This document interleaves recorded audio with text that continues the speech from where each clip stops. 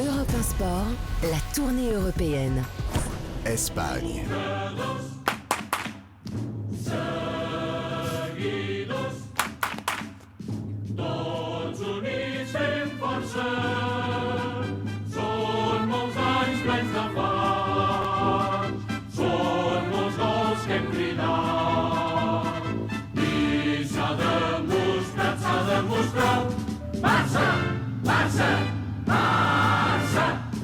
Juan José Dorado, bonsoir. Buenas noches, Lionel. Buenas noches a todos. Je fais chanter tous les correspondants ce soir. Vous pourriez nous chanter, nous scander les derniers mots de cet hymne du Barça que vous venez d'entendre. Allez, on le fait ensemble. Juan José. 1, 2, 3, 1, 2, 3. Barça. Barça. Vous savez, au moins ça, je sais le dire parce que c'est pas en catalan. C'est pas en catalan, c'est vous vrai, savez, parce c'est que en le catalan. reste du chant est en catalan absolument. C'est en catalan. Les Catalans qui chantent un peu faux en ce moment, en tout cas le disque semble légèrement rayé parce que c'est une tempête qui est en train de s'abattre sur le Barça et elle n'est pas sportive ou sportive, Juan José Dorado, vous allez tout nous expliquer, mais il y a une affaire de versement d'argent, une somme de plus de 6 millions d'euros d'ailleurs à une société qui appartient à l'ancien vice-président de la commission des arbitres pour avoir reçu notamment des conseils donc, de certains arbitres autour de certains matchs auprès du Barça. C'est pas de la corruption, mais en tout cas, ça pose question. Ça pose question en Espagne. En fait, cette histoire commence par un contrôle fiscal du fisc espagnol qui va demander à M.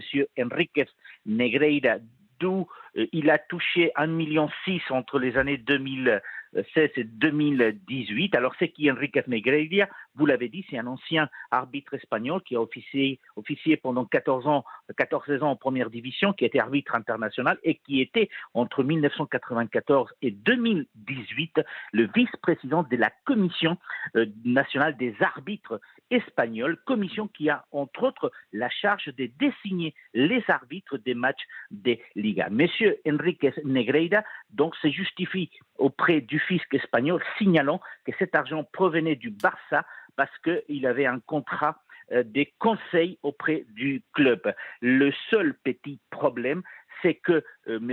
Enriquez Negreira n'a pas justifié, autre que par vive voix, l'argent, et le fisc espagnol a demandé au Barça, c'était en janvier 2021, de fournir les contrats et de fournir les factures. Chose que le Barça a fait, a fourni 33 factures et un contrat, et on apprend que, en fait, M. Negreira n'était pas uniquement en relation commerciale avec le Barça à partir de 2016, mais il était en relation commerciale avec les Barça depuis 2001 et que depuis 2001 jusqu'à 2018, il aurait touché la somme d'un peu plus de 6 600 000 euros. Alors, le Barça, cette semaine, s'est expliqué dans un communiqué et a signalé que ce contrat couvrait le fait de fournir des vidéos par la société de M. Negreira, que je rappelle était vice-président de la commission des arbitres espagnols, donc de fournir des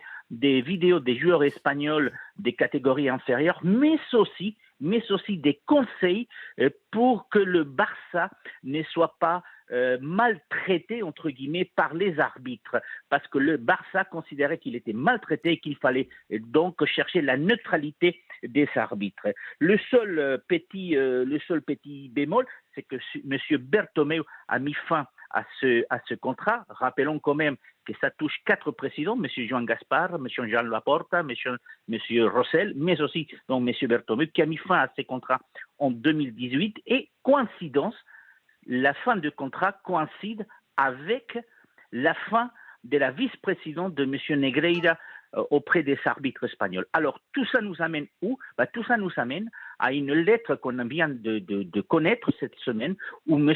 Negreira menace M. Bertomeu, lui disant qu'il fera public des irrégularités dont il a connaissance au sujet du Barça, qu'il pourrait faire du tort au Barça si le contrat n'est pas donc rétabli entre la société de M. Negreira et le Barça, ce qui n'a pas été fait par la suite. La situation aujourd'hui, c'est que le fisc espagnol a transmis toutes ces informations au parquet espagnol qui a ouvert donc une enquête et qui va déterminer dans les semaines à venir s'il y a matière pour inculper le Barça et aller à un procès. Donc, vous voyez, aujourd'hui, cette semaine, c'est extrêmement compliqué pour le Barça parce que personne ne sait comment justifier les plus de 6 millions qui ont été payés au vice-président des arbitres espagnols. C'est incroyable, c'est un véritable tremblement de terre, en effet, pour le Barça, parce que on ne sait pas si c'est véritablement de la corruption, mais ça peut y ressembler. Mais ce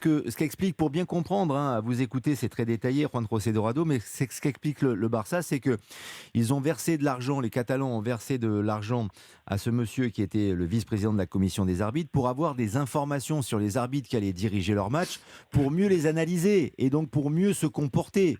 Finalement, on ne peut pas dire que c'est de la tricherie, c'est obtenir des informations sur des arbitres pour que les joueurs puissent savoir si c'est un arbitre de tempérament, si c'est un arbitre qui aime bien sortir des cartons jaunes ou pas. Est-ce que c'est ça en substance ? Alors, en substance, c'est ce qui est expliqué, sauf que les conseils de M. Negreira l'ont été que par vive voix, il n'y a pas de documents, aucun document. Donc, ça pose des questions. Et la deuxième chose, c'est qu'il y a un problème de principe. M. Negreira était un arbitre, était vice-président en fonction de la commission des arbitres. Donc, ça pose effectivement un problème éthique à l'intérieur du football espagnol parce qu'il y a des arbitres qui conseillent des clubs, mais des arbitres qui ne sont plus en poste, qui n'ont aucun rôle à jouer. Et M. Negreira était, je vous rappelle, vice-président entre 1994 et 2018.